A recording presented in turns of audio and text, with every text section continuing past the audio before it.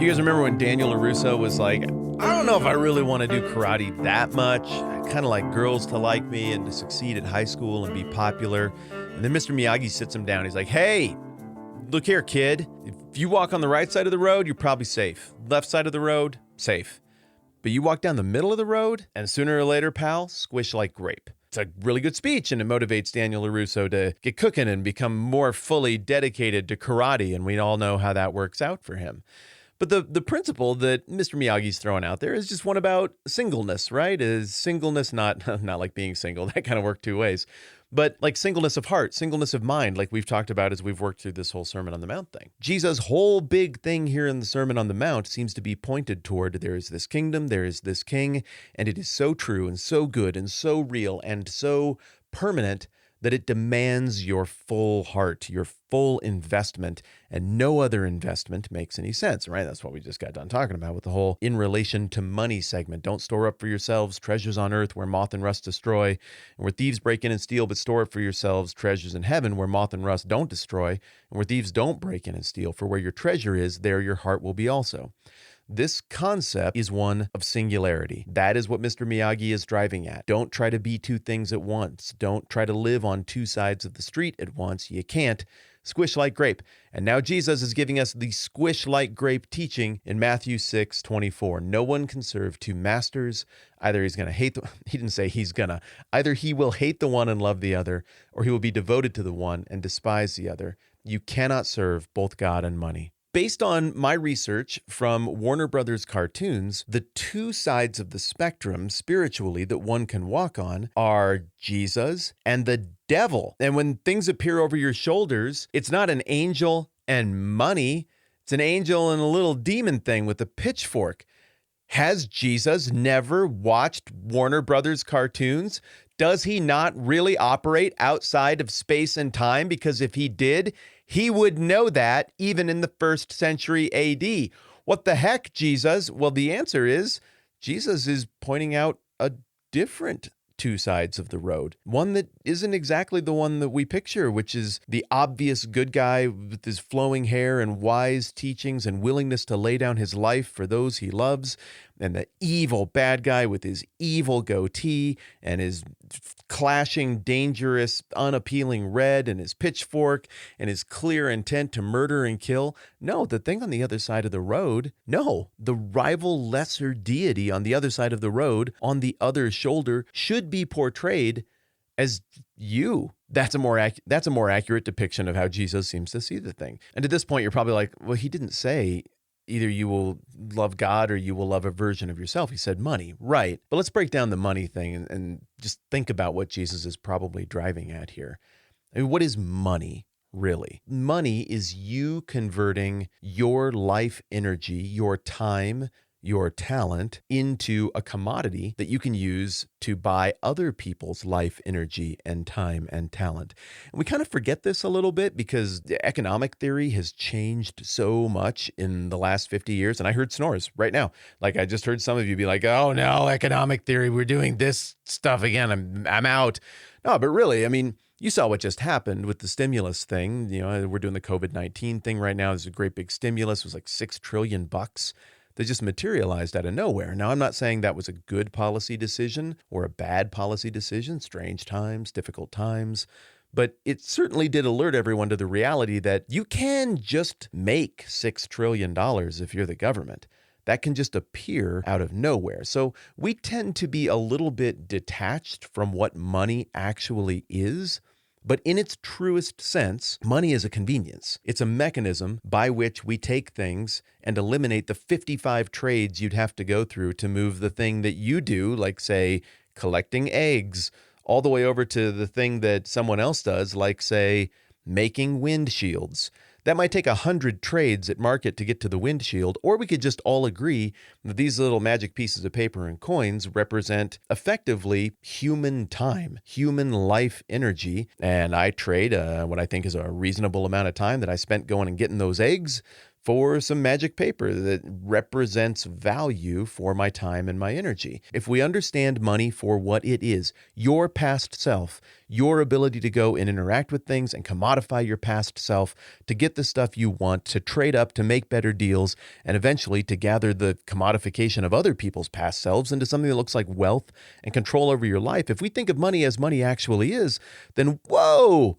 The right side of the road, the left side of the road, the thing on the right shoulder, the thing on the left shoulder suddenly look very, very different. So in light of that, God is on the one shoulder and us and all the things we hope to obtain and get, all the things that we seek comfort in, our own pleasure, our own comfort, our own wealth, our own power and popularity, all of that really can be summed up in money. Now, in fact, there are parts of the New Testament where the term money, as Jesus teaches, is translated as mammon.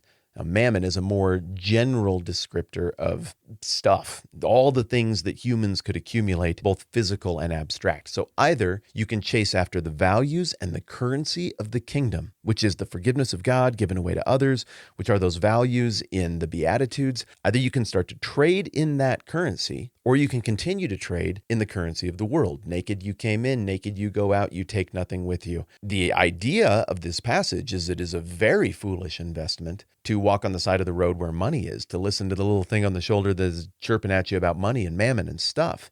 It's a very prudent investment to throw your energy and your life after these more eternal things. Well, not more eternal things that God is behind. So I guess another paraphrase of what Jesus is saying here in verses 24, and do we get to 25? No, just 24, is pick.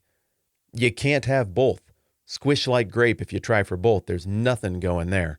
Now, I don't think the Miyagi illustration holds up because Jesus is clearly saying that the way of money and mammon is perilous. So there's really only one side of the road that you can walk on, but it seems to be particularly perilous to try to thread the middle.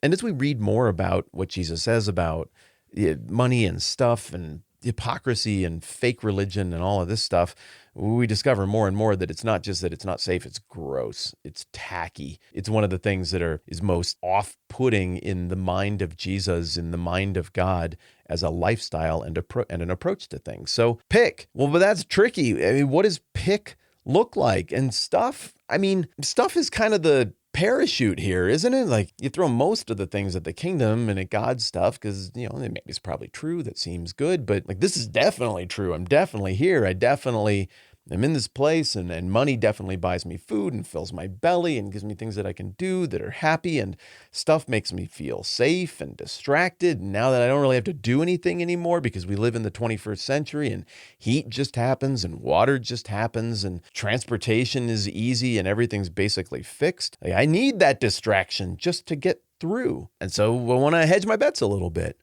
Well, Jesus is using the language of master and servant. He's used the language of heir. He's used the language of, an heir, of course, is a son or a daughter. So there's this question not just of pragmatism, which one is the better investment. There's also, based on the way he's framing it, nobody can serve two masters. There's also the question of loyalty and devotion. He's using those words. Where does your heart go? So it's not an entirely pragmatic question.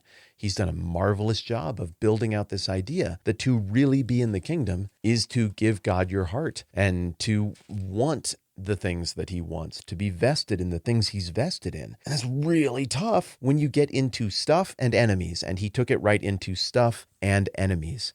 I think the real rub here is that we're just not quite sure. I mean, like if we were sure, like sure in the way that you're sure of your physical surroundings right now, sure in the way that you're sure of all the predictable things that your practical, day-to-day, empirical nature has brought to a place of certainty. Like when I touch this, it does that. When I walk that way, I go that way. When it's cold, I feel this. All of those empirical certainties get reinforced every day, but the God thing, it doesn't get reinforced the same way. It's a different set of categories. So come on, Mr. Miyagi, come on, Jesus, how sure do I have to be of this thing? And is it a leap of faith? Well, kind of. I mean, maybe at this moment in Matthew chapter 6, it feels like a leap of faith. And I kind of wonder how much of the audience was like, this is very, very bold, what you're saying. And if it were true, what you're saying is right.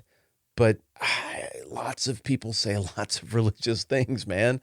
And your stuff sounds great, but come on, like I got to eat. And I'm just not willing to sell out completely for your whole kingdom idea, though it does sound great. Well, fast forward a little bit. As soon as the Sermon on the Mount is done, spoiler alert, we get into chapter 8, and Jesus starts demonstrating in front of tons of people. Like, again, this might not be satisfactory for you 2,000 years after the fact, but it clearly was satisfactory for a huge amount of people then. He starts demonstrating, no, I have the credibility to say this, and here, like, this is what it looks like, and yes, I am real, and this breaks the laws of time and space, and that breaks the laws of time and space. But for you and me, it's tough to imagine changing loyalty. And I honestly think this teaching is a little bit easier for the original audience than it is for us. Because they could go to the people who saw people raised from the dead and other crazy things happen and be like, did that happen? Because you were there, Carl, and I only heard about it secondhand, and you've never lied to me before, and you seem like a pretty practical thinker. Like, did a guy's arm grow back out of thin air? Because that doesn't happen normally. And then if Carl was like, yeah, I was there, Doug, I saw it. It definitely happened. It is pretty weird. And that's why I guess my family follows Jesus now. Well, then that was compelling. And it partly explains the spread of Christianity. But for you and me, we can't ask Carl. We have to run a little different equation here. And we don't have time to sort out how that equation works right now. Other than to say, I think it is crystal clear that Jesus is moving into the last third of this Sermon on the Mount, and he's kind of heading toward landing the plane. This is not esoteric thought. This is not just philosophy. This practically deals with you, disciples, you people on the hill who are curious. And the bottom line is, this kingdom that sounds so beautiful is something that is antithetical to the perishable things of the world kingdom. And the invitation that is being put out there is a hard one. Maybe many will reject it, but you can't be loyal to both of these things. Either you are loyal to the values, the currency, the agenda, the purposes of the kingdom, or you're loyal to self. And both don't work. Squish like Grape. We're not done with the conversation. The obvious question is, so what, I just starve? I mean, okay, let's say your kingdom's real. What do I do then about like my bills and stuff? And that's going to be addressed in the next passage, and I'll try not to spoil it. We'll get to it mañana. I'm Matt. This is a 10-Minute Bible Hour podcast. Let's do this again soon.